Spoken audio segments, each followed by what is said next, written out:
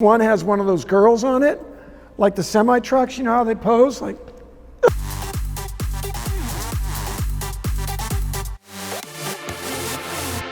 this is like regular man car fun.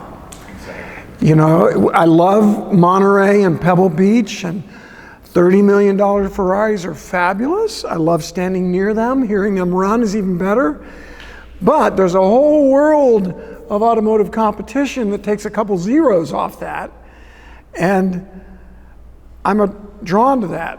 For instance, the Fiat 850 Spider in another one of my talks. I was Lemons when Lemons wasn't cool. And so I ended up at a race at Barber Motorsports Park. And I had taken my Volvo there, the Volvo 740 that I discussed in another talk, race car. And I had I wasn't getting the work done on that car. The engine never had good rings. It's a turbo, so it had blow by. It would pump all the oil out of the crankcase like a typical Lemons car. But they're not usually turbos, because turbo is not a good idea on an old car. But anyway, a friend of mine was going to help me, right? Good guy, Greg. And he's a Volvo tech. He knows what he's doing.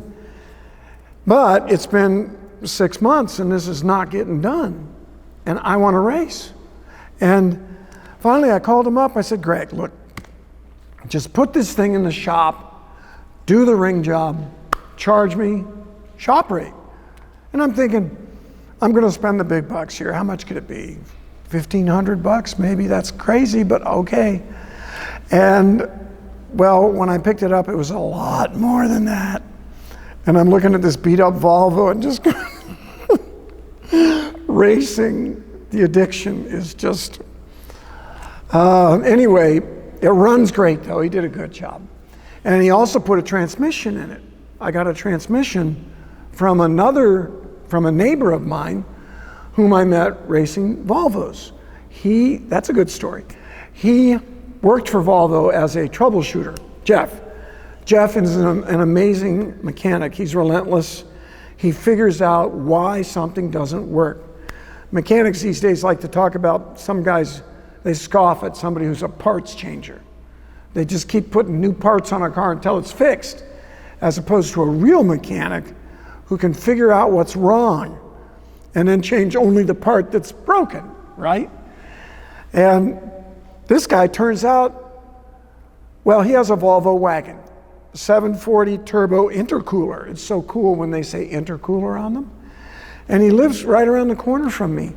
And I used to drive home and see this wagon sitting in this guy's driveway, and it's getting old.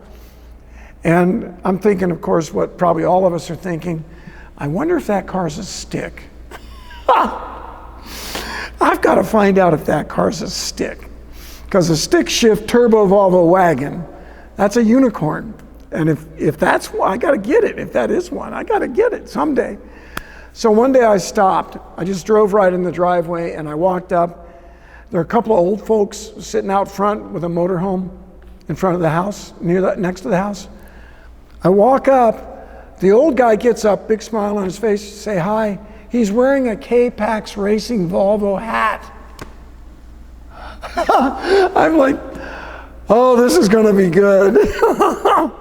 That's how I met Jeff, who worked for Volvo, and that's how his father-in-law got the K-PAX Racing hat. And the car's an automatic, by the way. So I was like, don't want it. But Jeff has helped me with working on my Volvos and stuff. So anyway, he had just gotten his car together, got the transmission in, everything, and it wasn't working.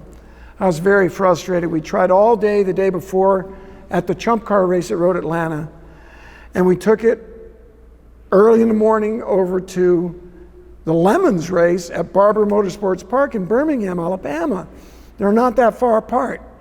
And I have a good friend, Kim, who helps me get in good with the officials, and they actually let me try to run the car there. And it's not, the clutch in my Volvo race car is both slipping and dragging. How's that possible? right? It should do one or the other. Like if it's dragging, it should be so good it won't slip. And if it's slipping, it should be so bad it won't drag. Although I noticed the clutch pedal was stiff. It wasn't Greg, the engine guy. There was another guy who worked on the car for me. And the transmission was tricky because it's a European. Later model 740s in England had a transmission that was based on the Volvo 850. I'm sure our listeners are dying to know all this tech data on Volvos, and it's way, way better than the old Volvo manuals, which were weak. They couldn't take the turbo very well. And so this thing's not shifting. I don't know what's wrong with it. I can't race it. I know I'm going to ruin the transmission and the clutch. And while I'm working on the car, behind us, this thing pulls up. And it's not a thing, but it is a VW. It's a bug. And it looks horrible. I mean, it is a lemons race. They're supposed to. It's rusty. It has giant flared fenders and widened steel rusty wheels on it. And what caught my eye was the exhaust, 2 of them, straight up out the back with those semi-truck caps that vibrate when it idles. And each one has one of those girls on it, like the semi-trucks, you know how they pose? Like, you see them on the mud flaps of semi-trucks. And underneath those stacks is a Honda Odyssey V6. Barely concealed by the body because it sticks out so far. There's a V6 in the back of this 72 VW Beetle. And it used to be a flat 4 that was this low and this long. And this engine is this high and that long. And I looked at that and I knew I had to drive it. If there's any way, I have to drive this car, because I wondered if it would do wheelies. Because a Honda Odyssey V6 makes 250, 270 horse. And so I went over to talk to the guys, and I walk up to them. This happens a lot at like cheapo endurance races.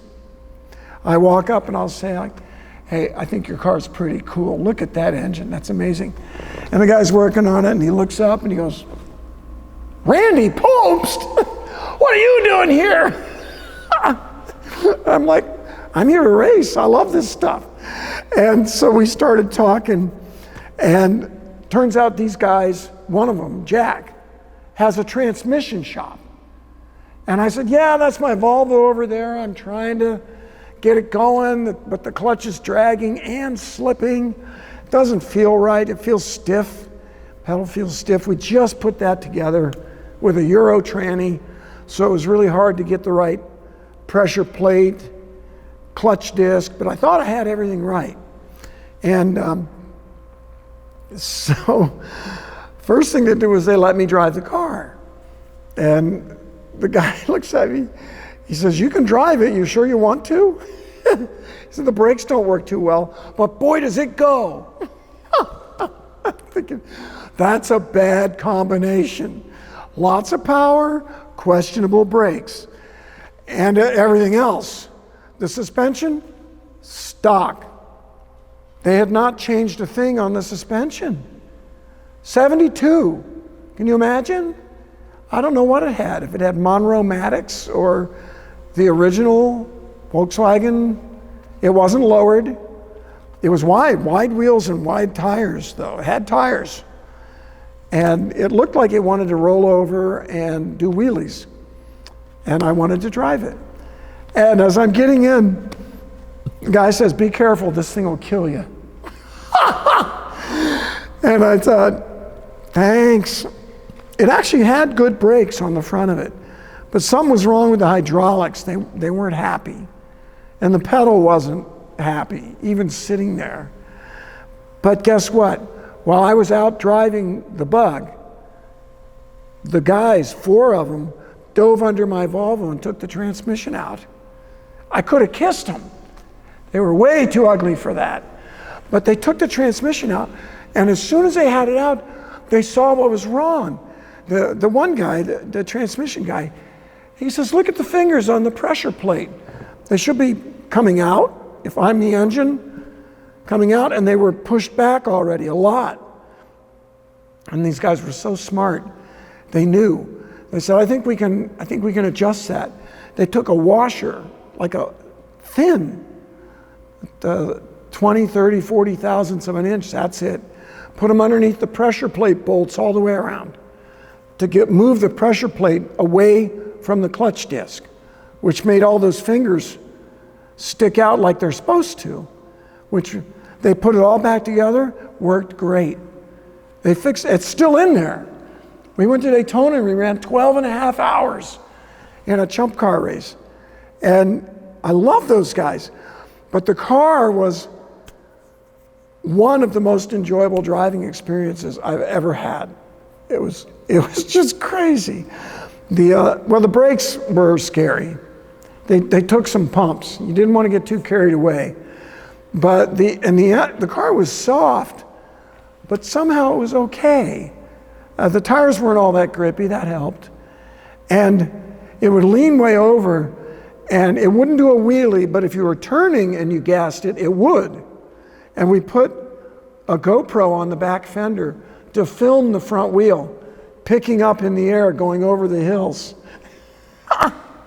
And by the way, blowing by everything on the track, because it's a 2,000-pound VW with a 250 horse Honda in it.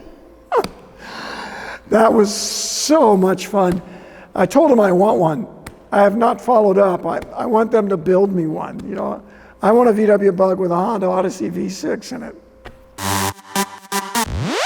If you like that story, it's time to make one of your own.